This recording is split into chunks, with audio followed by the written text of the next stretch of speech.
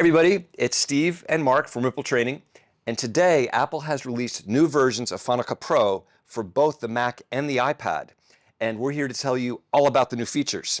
On the Mac side, one thing I'm super excited about is a feature that uses machine learning to automatically normalize your shots. I think it's a great new feature, can't wait to tell you about it.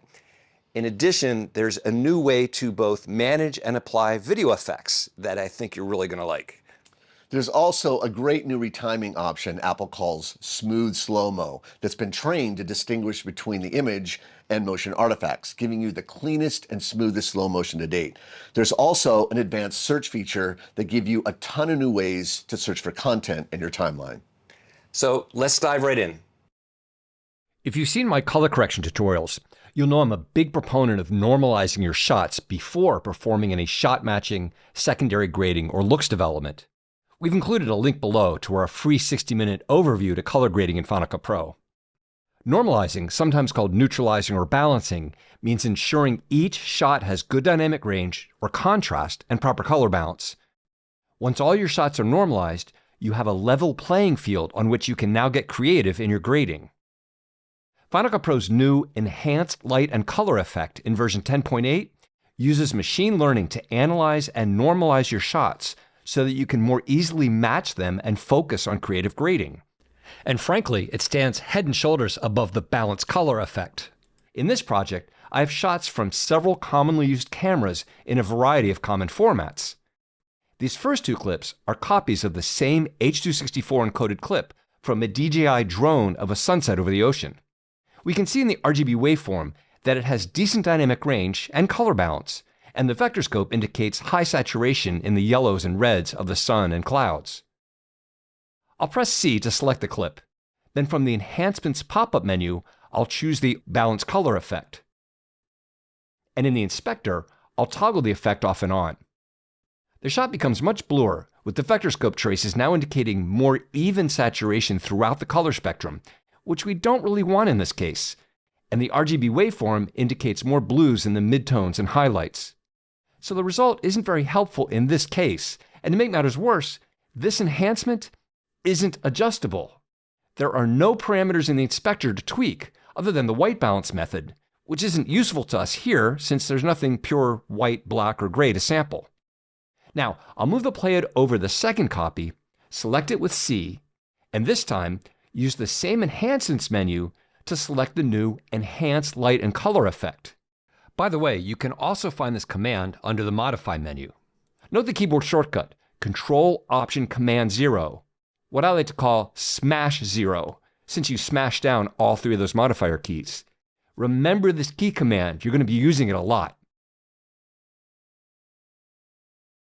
If I toggle this effect off and on, we can see that this time it doesn't attempt to oversaturate the blues and has an overall more subtle impact. I'll press Control-Command-6 to open the comparison viewer, which I've set to view the previous edit, and open the same scopes so we can see both images and the scopes side by side. To my eye, the Enhanced Light and Color has a more pleasing result by keeping the yellows and reds more saturated and not redistributing the blue channel as much. But here's the kicker. I'll press Control-Command-6 to close the comparison viewer.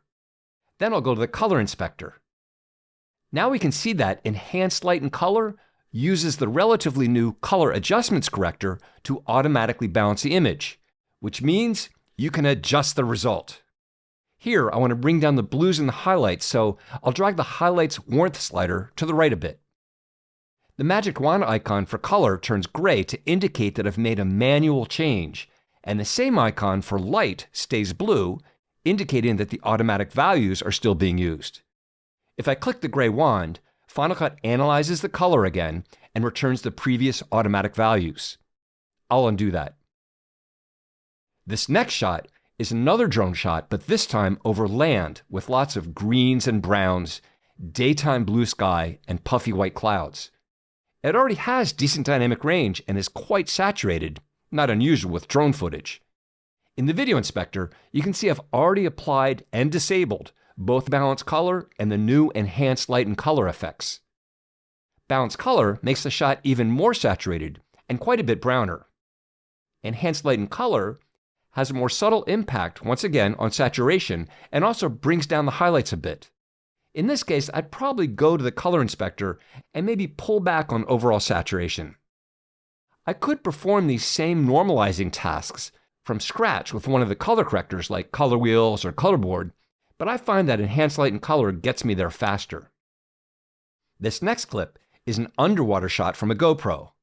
Notice how balanced color simply increases saturation and contrast. But Enhanced Light and Color actually shifts the vector scope traces and the overall color balance to create a more balanced result.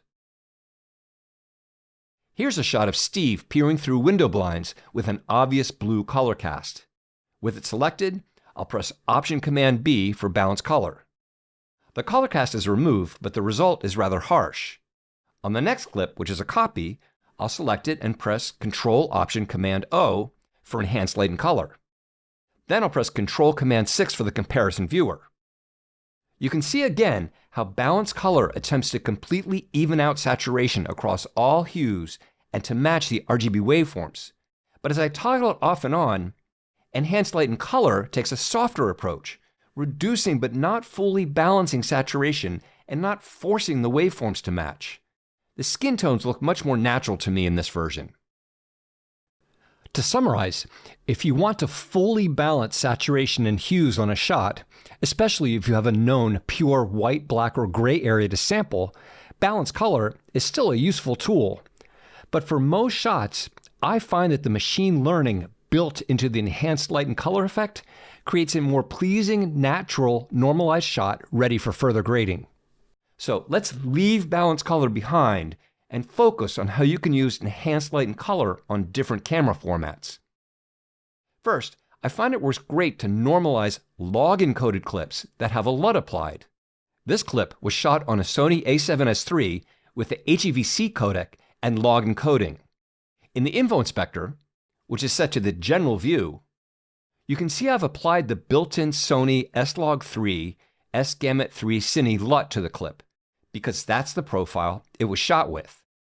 Since the original clip was shot with good exposure and white balance, the LUT alone does a decent job of creating good dynamic range and saturation. I'll reset the camera LUT to none so you can see the difference. And I'll set it back. Now, if I apply Enhanced Light and Color, then just bring down the saturation a bit, I find I get better skin tones and an overall more balanced image. Remember, all I'm after here is normalizing the shot, not creating any sort of look at this point. You might be wondering if you could use Enhanced Light and Color on log footage if you're grading manually, in other words, not using a LUT or lookup table. The answer is absolutely. I'll remove the camera LUT and then reanalyze the clip with Enhanced Light and Color. Saturation and dynamic range are increased for a normalized starting point, in this case for a Rec. 709 grade. Since we're choosing to now manually adjust this clip from its original log encoding to the Rec. 709 working color space, we could either modify the starting point within the same correction, or we could add a separate correction. For simplicity, I'll adjust this one, increasing contrast and saturation, and warming up the highlights a bit to balance out the blue channel. Now I have a normalized shot ready for a grade. This next clip is another one of my buddy Steve, this time playing pool, and it was shot with an iPhone in HDR. But this is an SDR project, so it's been automatically tone mapped. But notice how the iPhone's in-camera processing adds quite a bit of saturation. I'll add Enhanced Light and Color, and the difference, especially on the red and orange pool balls, is obvious. Here's the second HDR iPhone shot, this one outside with several folks on horses. Notice how Enhanced Light and Color improves the color balance. I might adjust the exposure just a tiny bit. This clip of early morning grape harvesting was shot with a Sony a7S III, but recorded to a Ninja 5 in ProRes 422. In this case, I have no camera LUT applied because I've used the Custom LUT Effect to apply a LUT so that I can have the LUT processed after any grading I perform on the clip, including enhanced light and color. If I toggle the enhanced light and color adjustment, you can see how much an impact the default automatic setting has. I'll pull back the saturation a bit. Here's a red raw clip. In the info inspector, I'll click Modify Red Raw Settings so you can see the assigned color space, gamma, and ISO. I'll apply enhanced light and color and toggle it off and on. It increases saturation and removes the green cast of the clip, making the grapes look more natural. And here's a ProRes Raw clip. In the info inspector, I'll click Modify ProRes Raw Settings so you can see how ISO, exposure offset, and color temperature are all adjustable. And for the raw to log conversion, I've assigned the same Sony profile from earlier. In the video inspector, we can see how enhanced light and color balances the shot so that it's normalized before adding these two other corrections that I used to create a more stylized look. I'll enable them, then toggle the enhanced light and color off and on so you can see what a difference it makes to normalize a clip before grading. It removes any contrast or color balance issues that can become magnified by further grading. Enhanced light and color is also incredibly helpful when applied before attempting to match shots to each other. These two clips were shot at the same location on the same day, a few minutes apart. The first with a Sony a7S III recording ProRes to a Ninja 5, and the second on an iPhone in HLG. The Sony clip has a red cast, while the iPhone clip is blindingly white and much more saturated. Before attempting to match them, I'll select them both and apply enhanced light and color with a keyboard command. Already they're much closer since they are each normalized. Now, I'll select the iPhone clip, choose Match Color from the Enhancements pop-up, select the Sony clip to match to, and click Match. Finally, in the Color Inspector for the Color Adjustments effect, I'll bring down the saturation to better match the Sony clip. I'll also adjust exposure. I'd probably also add a hue sat curves correction to sample and bring down the saturation of the green blouse. By using enhanced light and color in combination with match color, we can match our shots faster than ever. Enhanced light and color works great for matching shots in multicam projects shot with different cameras. In the angle editor, simply select all your clips and apply enhanced light and color to all the clips at once. Toggling the effect in the inspector with all clips selected toggles them all on and off together. From here, you can further normalize as needed, then choose a hero shot to match to and use match color or match manually, then develop a look as desired. Final Cut Pro version 10.8 now makes it easier to both manage and apply your video effects. Here I have a clip with 5 separate effects applied, all currently disabled. The first is enhanced light and color at its default automatic settings, which you can tell because the bar here is blue. The next is a color curves correction, which isolates the green channel and adds some contrast.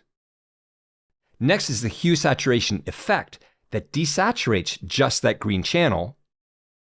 Then a second color curves correction to introduce a slight blue tint. And finally, the vignette mask effect. Now, I don't know about you, but I have a hard time remembering what each of these effects do. Thankfully, we can now finally rename our video effects. One way is to simply double-click the effect in the video inspector. I'll rename this first one Normalize. Note that you can always right-click to reset the effect back to its original name. Or, specifically for a color correction effect, if you're in the Color Inspector, choose Rename from the drop-down menu. I'll call this one Isolate Green Channel. Back in the Video Inspector, I'll rename this one Desaturate Channel.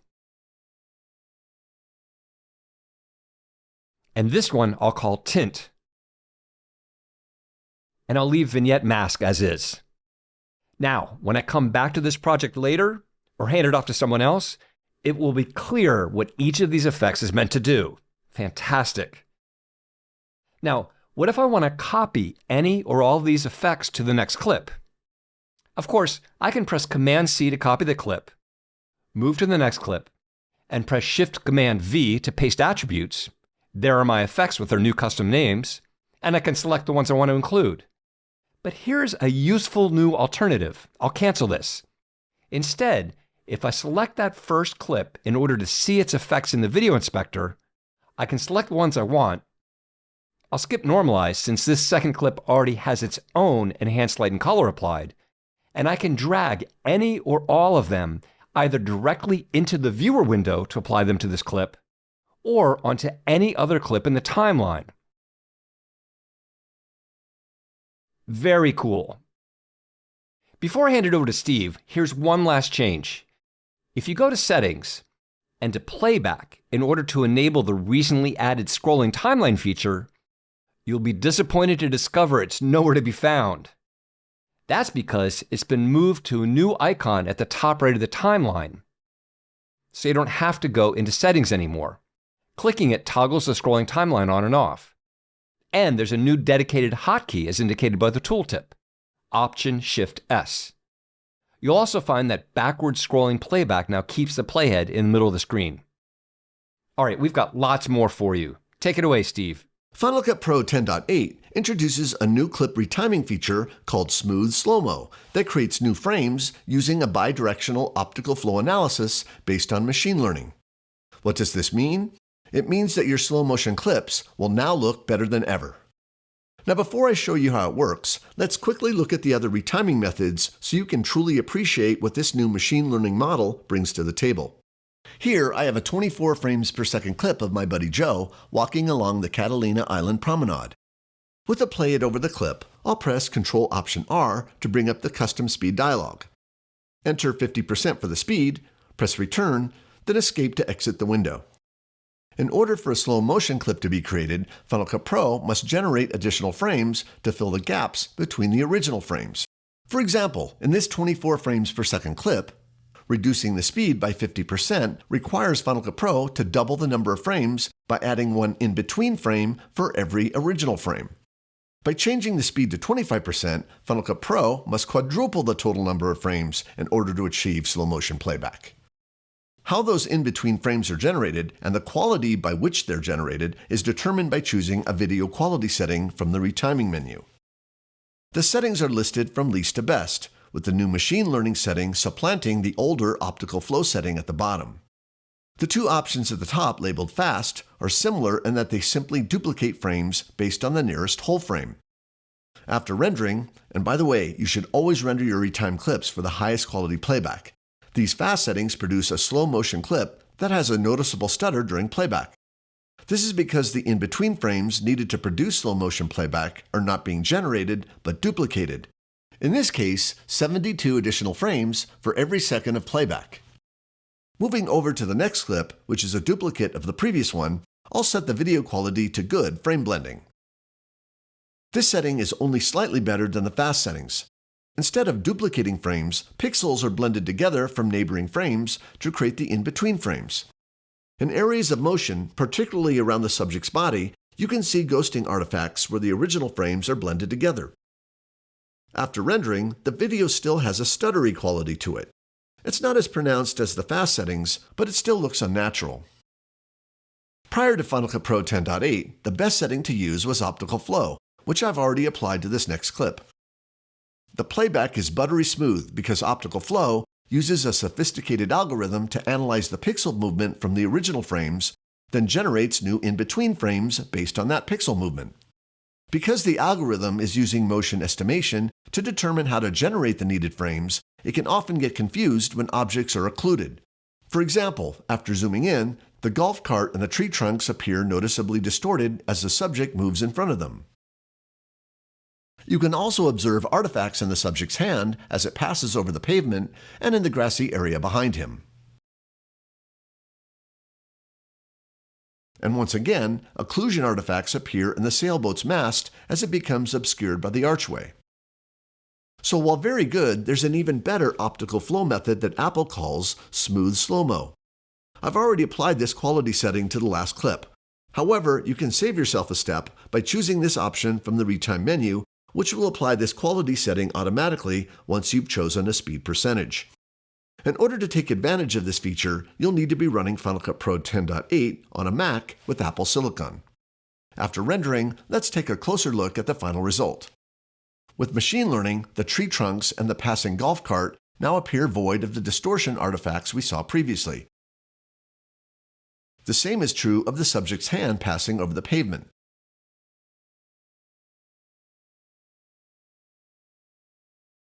And the sailboat mast now looks perfectly normal.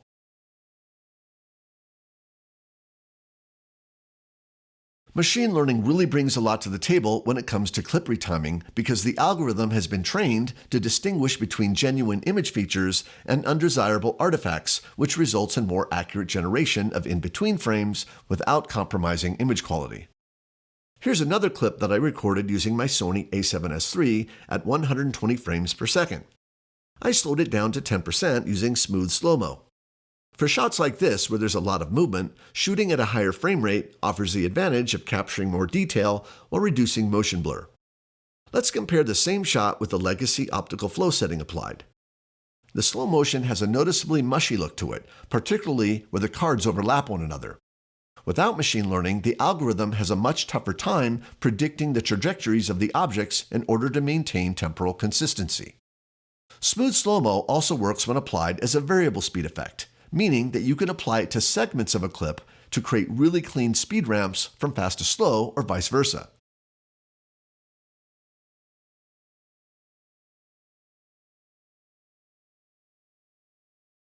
Final Cut Pro 10.8 introduces some powerful new ways to search your timeline.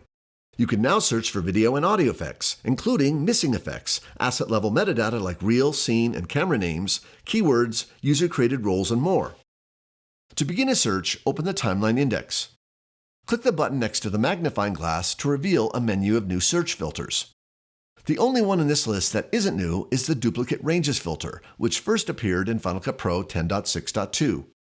Choosing this filter will bring up all the clips in the timeline that are using the same clip or portions of the same clip.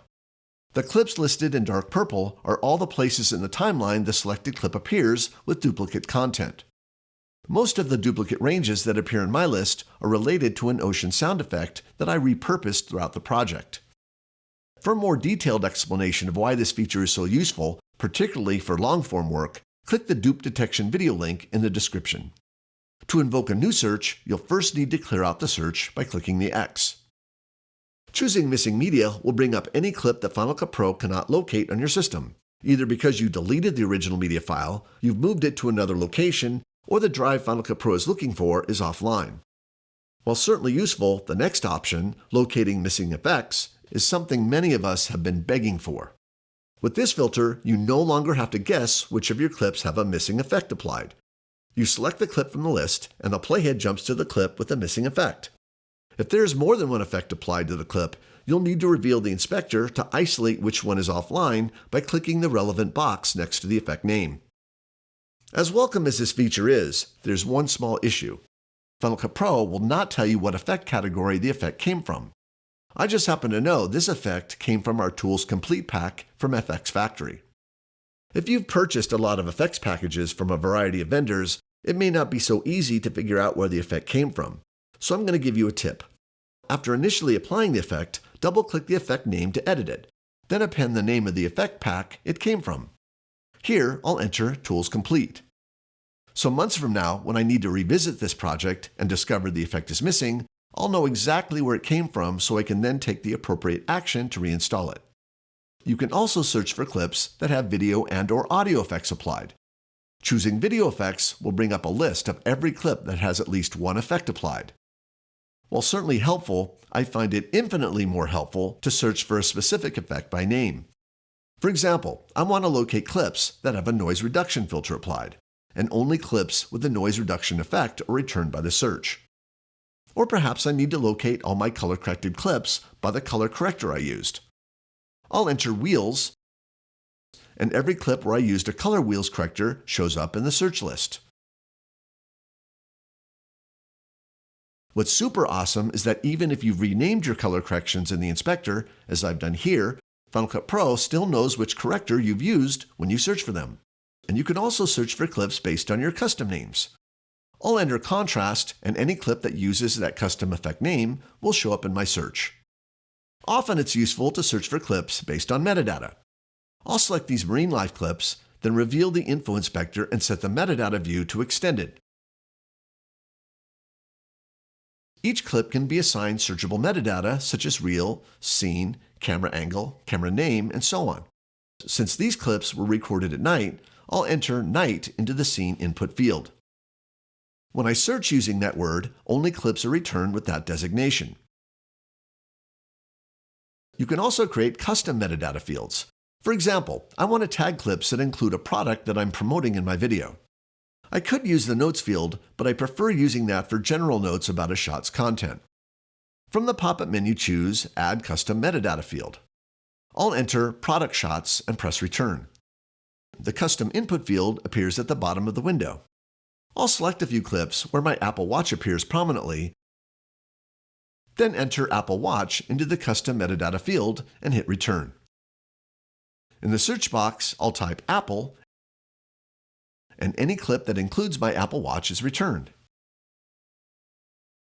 What if you need to locate clips by the keyword you've assigned to them? No problem. In the index window, click Tags, then enter the keyword.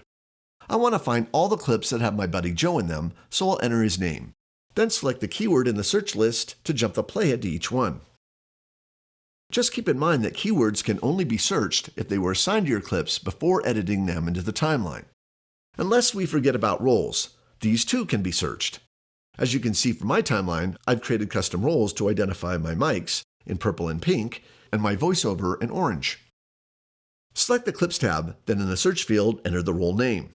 I'll enter voice for voiceover, and any clip with that role assignment will come up. From there, I can select one or more of the clips in the list, then add an effect or reassign them to a different role if needed. And finally, you can search for clips that have retiming effects applied. Just choose that option from the Filters menu, then navigate to them using your mouse or up and down arrow keys. So what do you guys think? We're interested in hearing your comments. Leave them below and check out all of our training at rippletraining.com. See you soon. Thanks for watching.